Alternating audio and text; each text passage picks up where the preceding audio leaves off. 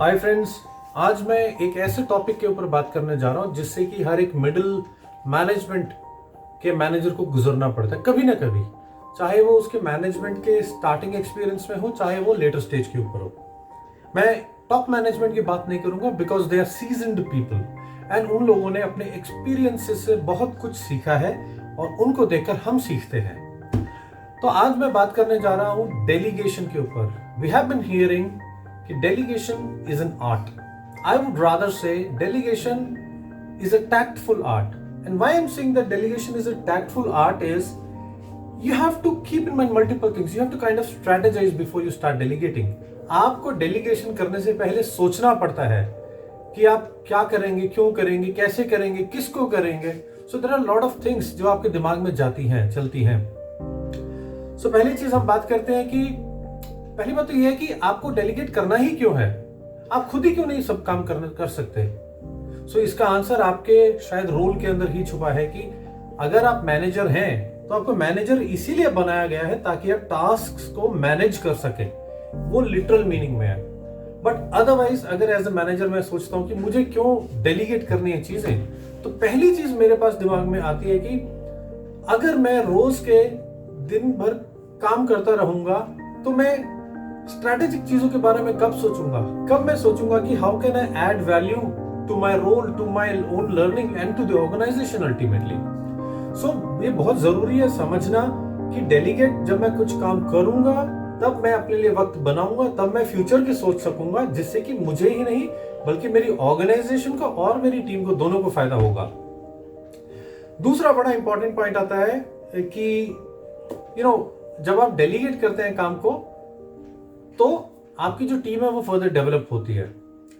जब मैं किसी को कुछ ऐसी रिस्पॉन्सिबिलिटी दूंगा जो उन्होंने कभी की नहीं है, एक भविष्य के लिए मैं उसको तैयार करने की कोशिश कर रहा हूं.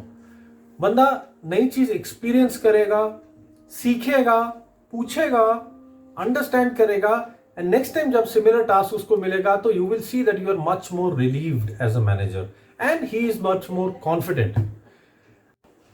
तो दोस्तों आइए पहले ये समझते हैं, ये कोशिश करते हैं समझने की कि डेलीगेशन और एलोकेशन में क्या फर्क है.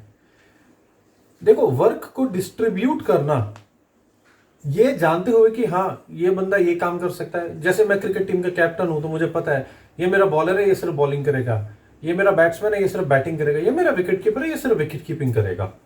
लेकिन अगर मुझे डेलीगेट करना है वो हो गया वर्क एलोकेशन. लेकिन अगर मुझे डेलीगेशन करना है, कभी मुझे ये एक कैलकुलेटेड रिस्क लेना पड़ेगा इवन एज ए कैप्टन कि भैया आज you do the captaincy for me, you take the decisions there, you understand the things, I will be there on the field. मैं आपके साथ खड़ा रहूंगा, जहां पे आप फंसोगे, जहां पे आप कंफ्यूज होगे, मैं अपना एक्सपीरियंस आपके साथ शेयर करूंगा so that I can groom you, right. So delegation का सबसे बड़ा बेनिफिट होता है अपने एम्प्लॉय को ग्रूम करने में.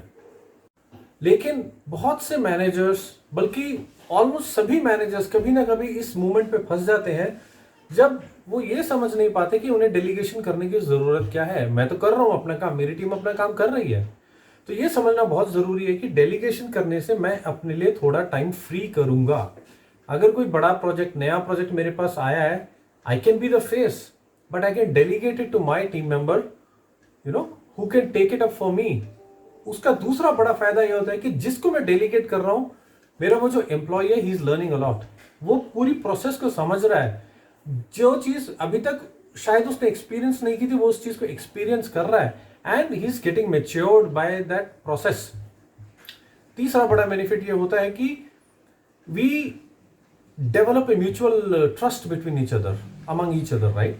अगर मैं किसी को डेलीगेट कर रहा हूं, वो बंदा समझ रहा है कि ये काम तो नॉर्मली मेरे मैनेजर करते हैं या मेरे साथी के मैनेजर्स करते हैं, बट ये इंसान, ये मैनेजर मुझे ये काम दे रहा करने के लिए, तो यानी कि ही इज ट्रस्टिंग मी, तो I don't have to break his trust. तो वो एक म्यूचुअल रिस्पेक्ट, म्यूचुअल ट्रस्ट और म्यूचुअल कॉन्फिडेंस बिल्ड होता है. ये बहुत इंपॉर्टेंट पॉइंट था.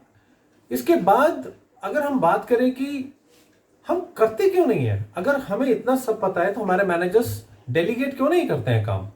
तो उसका पहला सबसे बड़ा रीजन है, सेल्फ सेंटर्ड नहीं बोलूंगा but what I would say is fear of loss. कई मैनेजर्स को यह लगता है कि अगर मैंने कुछ इंपॉर्टेंट काम डेलीगेट किया आगे और मेरा एम्प्लॉय वो अच्छे से करके निकल गया, तो शायद मेरी पोजीशन को खतरा हो सकता है। भैया फिर इस मैनेजर की क्या जरूरत है, दूसरा बंदा ज्यादा अच्छा काम कर रहा है। लेकिन आप ये समझे कि अगर आपको मैनेजर बनाया गया है तो शायद आप वैसे कई काम एक साथ कर सकते हैं, ये आपकी स्ट्रेंथ रही होगी, तो इसीलिए शायद आपको मैनेजर की रिस्पॉन्सिबिलिटी दी गई है। तो आपकी रिस्पॉन्सिबिलिटी बनती है कि आगे वाले को ग्रूम करना। तो ये सबसे बड़ा स्टेप है उसमें। तो ये सबसे बड़ा शो स्टॉपर है या ब्लॉकर है मैं बोलूंगा। दूसरी चीज, आपका अपनी टीम मेंबर पे कॉन्फिडेंस नहीं होना या कॉम्पिटेंस नहीं होना, उसकी कॉम्पिटेंस पे कॉन्फिडेंस नहीं होना कि इस बंदे ने ये काम पहले कभी नहीं किया तो मैं क्या करूं।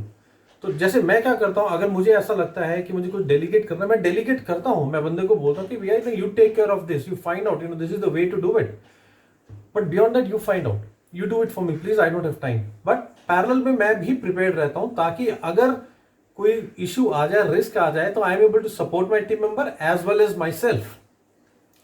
तीसरा बड़ा पॉइंट होता है कि एक म्यूचुअल ट्रस्ट की कमी, कि कभी कभार आपको ऐसा लगता है कि यार ये बंदा मुझे ज्यादा क्वेश्चन कर रहा है, ये बंदा तो बोलता ही नहीं है मीटिंग्स के अंदर, मुझे नहीं पता कि ये कुछ कर पाएगा या नहीं कर पाएगा। तो जब मेरे दिमाग में वो आता है तो वो मेरी प्रिजम्पशन है, तो उस प्रिजम्पशन की वजह से मैं फिर डेलीगेट नहीं कर सकता, मैं डाउट में रहूंगा, और जब तक आप डाउट में रहेंगे आप ढंग से डेलीगेट काम पर नहीं कर पाएंगे। तो अब हम बात करते हैं, चलो हमने बात की कि डेलीगेट क्यों करना चाहिए और डेलीगेट क्यों नहीं करते हैं हम लोग। अब हम बात करते हैं कि how should I be prepared to delegate work to my team members. तो उसके लिए सबसे पहली चीज है कि you have to invest time and money in upbringing your team. आपको अपनी टीम की कॉम्पिटेंस, उनके स्किल्स, अंडरस्टैंडिंग, ट्रस्ट, इन चीजों के ऊपर अपना टाइम सबसे जरूरी है इन्वेस्ट करना, जो आपको करना पड़ेगा। जब आप ये करेंगे, during this process of time investment to bring up your team members, you will eventually develop what's the most important part between two people here is mutual trust and respect. वो आप डेवलप करेंगे क्योंकि सामने वाला समझता है कि आप अपना टाइम इन्वेस्ट कर रहे हैं। एवरीबडी इज अ प्रोफेशनल, वो सब एक हायर लेवल पे आए हैं, मैनेजर लेवल पे आए हैं या सीनियर इंजीनियर लेवल पे आए हैं, जिस भी सीनियर पोजीशन पे हैं, so they have gone through certain years of experience. तो ही अंडरस्टैंड्स कि आप अपना टाइम इन्वेस्ट कर रहे हैं, तो वो रिस्पेक्ट करेगा उस चीज की, and then he will try to fulfil what you want.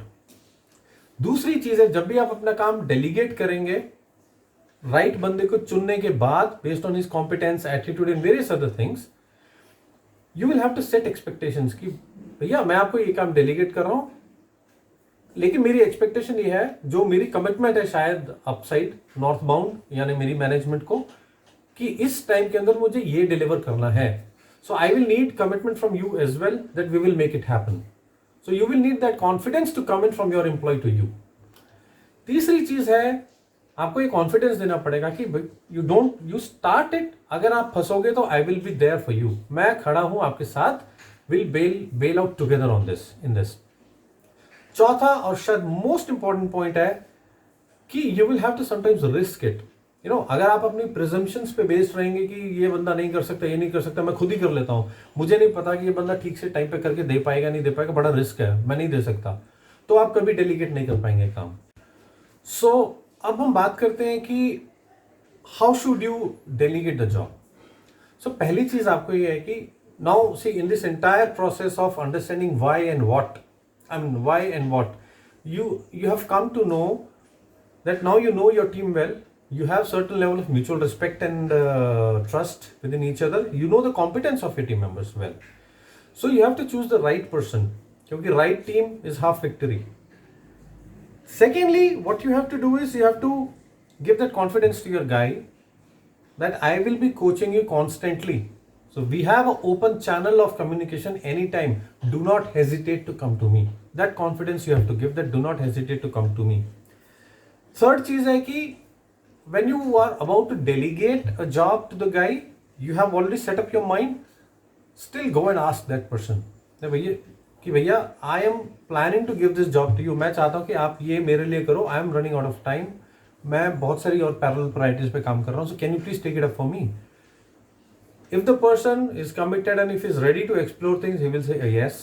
If he is not, you will see that person, taking you, left, right and center with different stories.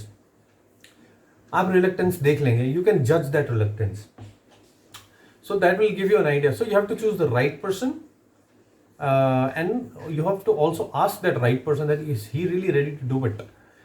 Now last thing जो आती है कि जब आपका ये काम खत्म होगा, लेट्स से एक छोटा प्रोजेक्ट था, उस बंदे ने कंप्लीट कर लिया, लेट्स से एक मार्केटिंग का प्रोजेक्ट था, कोलगेट बेचना था, एक पर्टिकुलर सबर्ब एरिया में, and this person did a wonderful job.